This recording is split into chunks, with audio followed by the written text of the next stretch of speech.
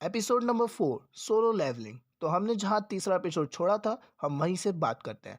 तो अब तक हमने देखा था कि जिन्वू एक प्लेयर के तौर पर दोबारा जिंदा हो जाता है, लेकिन उसकी पावर लेवल्स में अभी भी कोई चेंज नहीं आया है। तो अब ये सिस्टम के अकॉर्डिंग दिए गए रोज टास्क को कंप्लीट करता है और एंड में हम देखते हैं कि वो एक पोर्टल यानी कि डंजन में जाता है, जहाँ पर वो कई सारे गोब्लिन्स को मारता है। लेकिन वहाँ पर सरप्राइज एंट्री लेते हैं वरुण धवन, मतलब भेड़िया, वुल्फ, हाँ, यानी कि वुल्फ वहां पर आ जाता है और जिन्वू पर अटैक करता है।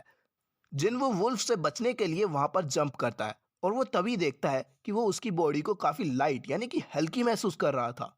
Feel like he is floating in air. अब वुल्फ उस पर वापस से हमला करने के लिए आता है। बेशक से जिन्वू डरा हुआ है। जिन्वू सोचता है कि उसे ये दूसरा जीवन बहुत मुश्किल से मिला है, वो इसे डर के मारे बर्बाद नहीं होने देगा और वो यहाँ नहीं मरने वाला। जिन्वू हिम्मत जुटाकर वुल्फ के एक जोरदार पंच मारता है, जिससे वो वुल्फ बहुत दूर जाकर गिरता है। जिन्वू को लगता है कि उसकी स्ट्रेंथ काफी बढ़ चुकी है, पर लेकिन इस वुल्फ के सामने वो अभी भी काफी नहीं है। जिन्वू वुल्फ पर लगातार पंचेस मारता है, पर उस पर अभी भी कोई फर्क नहीं पड़ रहा था। जिन्वू सोचता है उसके पास यहाँ बस थोड़ा सा खाना और पानी है, और ऐसा ही चलता रहा तो वो यहाँ जल्द ही मर जाएगा। काश उसके पास कोई हथियार होता। तभी उसे इन्वेंट्री का ऑप्शन याद आता है और वो इन्वेंट्री में से एक तलवार निकालता है और उस तलवार की मदद से वो उस वुल्फ के सर को काट डालता है।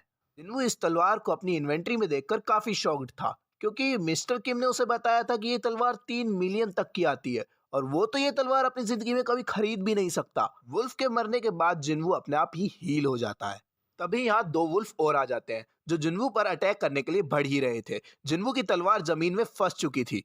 जिन्वू उस तलवार को जमीन से निकालने में कामयाब रहता है और उस वुल्फ पर हमला कर लेता है। वुल्फ अपने स्टील के दांतों से जिन्वू की तलवार को पकड़ लेता है। तभी जिन्वू एक किक मारकर उसको मार देता है। जिन्वू कहता है, अगर मैं ध्यान से सोचूं तो ये चीजें उन चीजों से काफी कम खतरनाक है। और तभी हम देखते हैं कि एक वुल्फ डर के मारे यहाँ से भाग जाता है। जिन्वू अब अपना स्टेटस चेक करता है। जिन्वू ये देखता है कि उसका लेवल अब बढ़ चुका था, जिसे देखकर वो समझ जाता है लेवल बढ़ते के साथ ही उसकी सारी एबिलिटीज के एक एक पॉइंट बढ़ जाते हैं।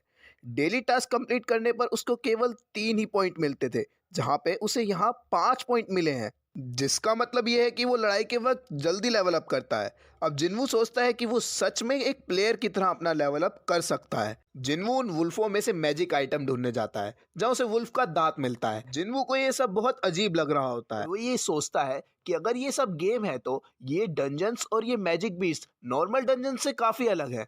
और तभी जिन्वू के सामने शॉप का ऑप्शन अपीयर हो जाता है। करंट लेवल कम होने के कारण वो अभी शॉप से कुछ नहीं खरीद सकता था, बिल्कुल गेम ही की तरह।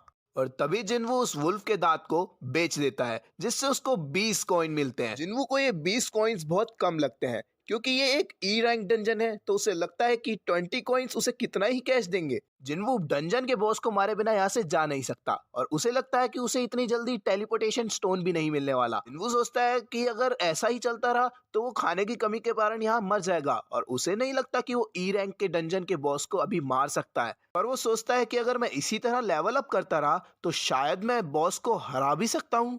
और तभी यहाँ पर बहुत सारे वुल्फ आ जाते हैं, जिन्हें देखकर जिन्वू कहता है, मैं पहले भी मर चुका हूँ, तो मरने से डरने का मेरे को कोई फायदा नहीं है। अब वो उन वुल्फों पर अटैक कर देता है। एक एक करके वो सभी को मारने लगता है और वो कहता है कि मैं इतनी आसानी से मरने वाला नहीं हूँ। उसे ये पता है कि वो भी इतनी आसानी से नहीं मरेंगे, पर लेकिन अगर वो इतनी आसानी से हार जाते तो भी उसे अच्छा नहीं लगता। अपनी जर्नी को याद करने लगता है कि वो कितनी मुश्किलों से यहाँ पर पहुंचा है। सोचता है, मैं जब तक जिंदा रहूंगा अपनी आखिरी सांस तक लड़ता रहूंगा। वो वहां पर मौजूद सभी वुल्फ्स को मार देता है। दिखता है कि उसके काफी सारे लेवल्स अप हो जाते हैं और उसे वुल्फ एसेसिन का टाइटल मिलता है। इधर हम देखते हैं कि रियल वर्ल्ड में भी एक डंजन अब टूटने ही वाला होता है, पर अभी तक वहां कोई हंटर टीम नहीं पहुंची थी। यहाँ जिन्वू अपनी तलवार की हालत देखकर निराश होता है। तभी वो देखता है कि उसकी 40% एबिलिटीज बढ़ चुकी हैं और उसे टेलीपोर्टेशन स्टोन भी मिल चुका है। जिन्वू सोचता है कि अब उसे क्या करना चाहिए, क्या उसे चले जाना चाहिए, पर लेकिन उसको इससे आसान तरीका अपना पावर लेवल अप करने का नहीं मिलेगा। उसे लगता है कि कोई अननोन पावर उसके साथ खेल खेल रही है, तो वो यहाँ से नहीं जा सकता और वो डिसाइड करता है डंजन के अंदर जाने का। फिर हम जूही को देखते हैं, जिसे हंटर एसोसिएशन की तरफ से कॉल आता है और डंजन ब्रेक होने की बातें बताई जाती हैं और वो ये सोचती है क्या ये सब उसकी वजह से हुआ है, क्योंकि उसने वहां जाने से मना कर दिया था। और तब वो लोग उसको मदद करने के लिए बुलाने लगते हैं। जिन्वू को याद कर कर वहां जाने के लिए हाँ कर देती है। इधर जिन्वू डिफरेंट डिफरेंट मैजिक बीस्ट को हराने लगता है और साथ ही मैजिक बीस्ट के नेम के कलर भी चेंज होते रहते हैं। जैसे व्हाइट कलर के नेम वाले मैजिक बीस्ट जिन्वू से कम ताकतवर हैं और ऑरेंज वाले मैजिक बीस्ट उसी के लेवल के हैं और रेड कलर के मैजिक बीस्ट वाले उससे भी ज्यादा ताकतवर हैं। पहले इन वुल्फ का नाम भी रेड कलर में था पर लेकिन अब वो व्हाइट हो चुका है। तो इसका मतलब ये है कि जिन्वू की ताकत अब और गुना बढ़ चुकी है। जिन्वू की तलवार में अब काफी सारे क्रैक्स आ चुके थे। उसका 15 लेवल से आगे अब उसका लेवल बढ़ नहीं रहा था और उसके बढ़े हुए इंक्लूड परसेप्शन से वो ये बता सकता था कि नीचे जो मॉन्स्टर है वो उससे कहीं ज्यादा ताकतवर है। जिन्वू अब आगे बढ़ता है और नीचे की ओर जाने लगता है जिससे वो एक प्लेटफॉर्म पर पहुंच जाता है जिसके आसपास काफी सारा पानी था और तभी वहां पर स्नेक जो कि उस डंजन का बॉस था वो उस पर हमला कर देता है और उसकी तलवार टूट जाती है। स्नेक की स्किन काफी हार्ड थी जिसका मतलब ये था कि जिन्वू की तलवार का उस पर कोई असर नहीं होने वाला था।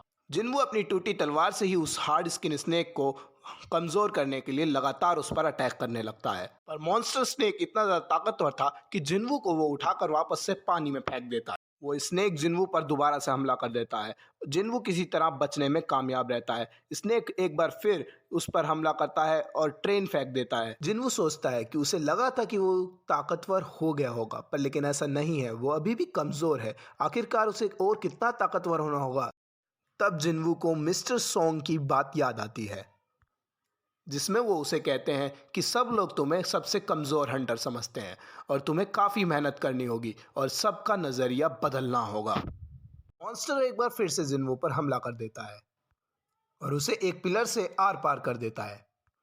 जिन्वू कहता है कि उन्होंने मुझे ये नाम इसलिए दिया था क्योंकि मैं सबसे ज़्यादा कमज़ोर था और मुझे हमेशा से जिसके पास बहुत ज़्यादा पावर होती है वो अनडिफिटेड रहता है और जो कमज़ोर होते हैं वो उनके आगे सर झुकाते हैं। कमज़ोर बस खड़े खड़े डरते रहते हैं। जो लोग कमज़ोर होते हैं उन्हें हमेशा से ही कम आंका गया है। एक बार दोबारा से जिन्वू को ज़मीन पर पटक देता है और जिन्वू एक बार फिर खड़ा होकर कहता है कि मैं स्ट्रॉन्ग बनकर रहूँगा।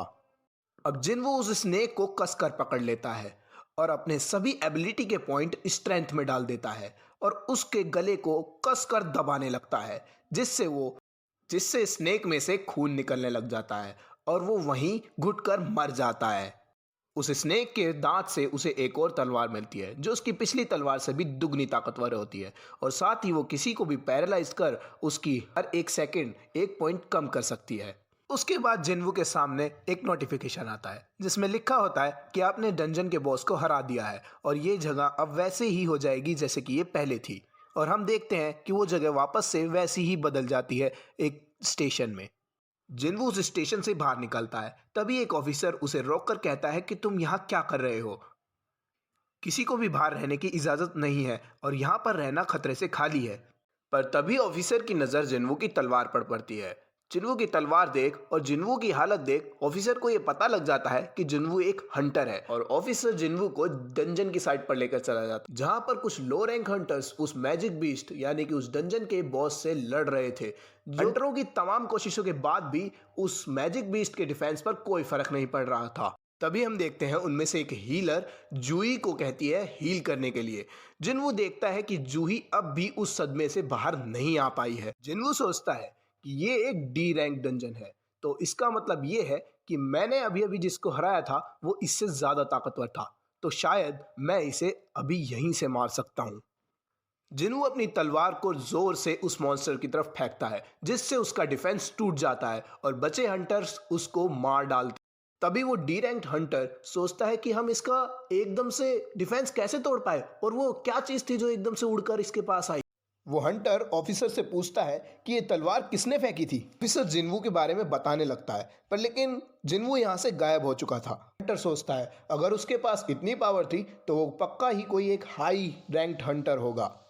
तब हम जिन्वू को देखते हैं। जिन्वू कहता है कि मुझे नहीं लगा था कि ये एक ही बार में मारा जाएगा। फिर हम जूही को देखते हैं जो कहती है क्या वो जिन्वू था, और यहाँ पर एपिसोड खत्म हो जाता है। तो दोस्तों ये था एपिसोड नंबर 4। तो दोस्तों वीडियो को लाइक करना मत भूलना और प्लीज़ सब्सक्राइब कर दो क्योंकि सच्ची एनिमी कम्युनिटी को बढ़ाना है तो सब्सक्राइब का बटन दबाना है।